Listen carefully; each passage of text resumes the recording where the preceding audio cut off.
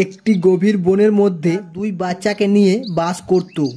আর এই বনে একটি বদমাশ শিয়াল থাকতো। তার শুধু নজর সে কিভাবে ওই টুনির বাচ্চা দুটিকে খাবে সেটা টুনি ভালো করে বুঝে যায়। তাই সে বনের রাজা সিংহের কাছে যায়। গিয়ে সিংহকে বলে, মহারাজ, শিয়াল পণ্ডিত খুব শয়তান। সে বলছে যে কালকে এসে তোর বাচ্চা দুটিকে খেয়ে নেব।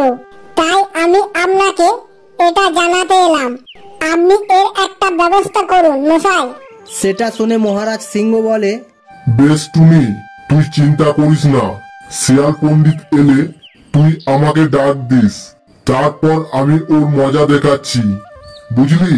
সেটা শুনে টুনি চলে আসে। পরের দিন সকালে টুনি বলে, মহারাজ সিংহকে একটু জ্বালায়। এই বলে সে মিথ্যা করে ডাক দিতে থাকে, মহারাজ, শিয়াল পণ্ডিত এসেছে, আপনি আমাদেরকে বাঁচান। সেটা শুনে সিংহ সেখানে তাড়াতাড়ি চলে আসে। এসে দেখে সেখানে শিয়াল নেই, তাই সে চলে যায়। একটু পর টুনি আবারও চালাকি করে ডাকতে থাকে, আর সেটা শুনে সিংহ তাড়াতাড়ি আবারও চলে আসে। এসে শিয়ালকে দেখতে না পেয়ে সে চলে যায়।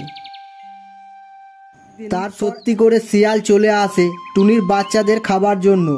তখন টুনি খুব চিৎকার করে ডাকতে থাকে।